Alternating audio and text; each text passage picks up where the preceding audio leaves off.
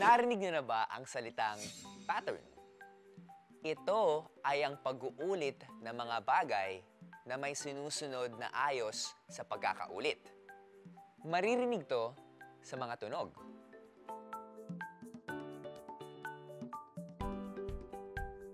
Makikita ito sa mga hugis.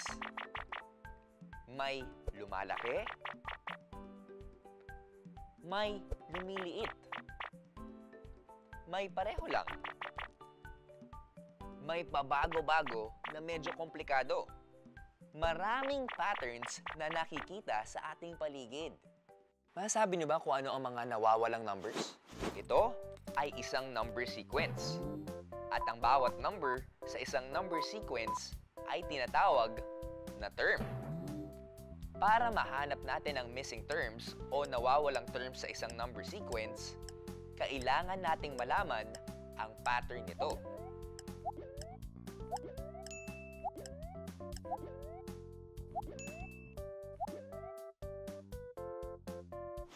Pero, paano kaya kung ang number sequence ay ganito?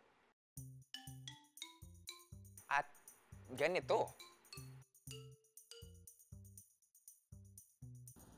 Kakaiba nga ang number sequence na ito. Ilan ang kailangan nating i-add sa 4 para maging 12? 8! Aha!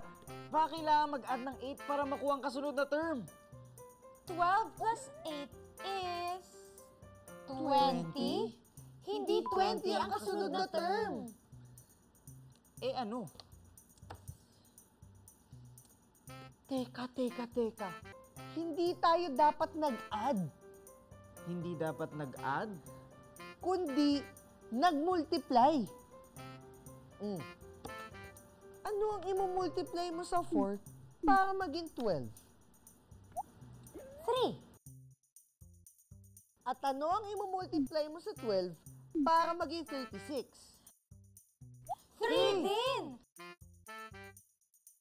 Astig! Kaya, ang 36, imo-multiply natin sa 3.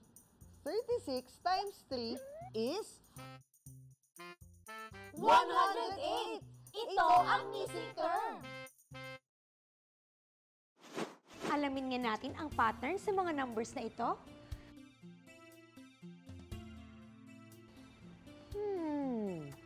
Lumiliit ang numbers. Baka nagsusubtract. Ano ang isasubtract sa 32 para maging 16? 16! Gamitin nga natin sa 16. 16 minus 16 is... Hindi 8. Ano kaya ang ginawa sa number sequence na to? Nakikita nyo ba kung anong nakikita ko? Parang hinati ang bilang ng mga diamonds. Tama! 32 divided by 2, 16!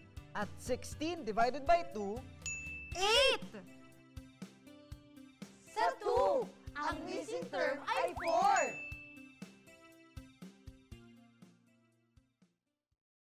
Tama!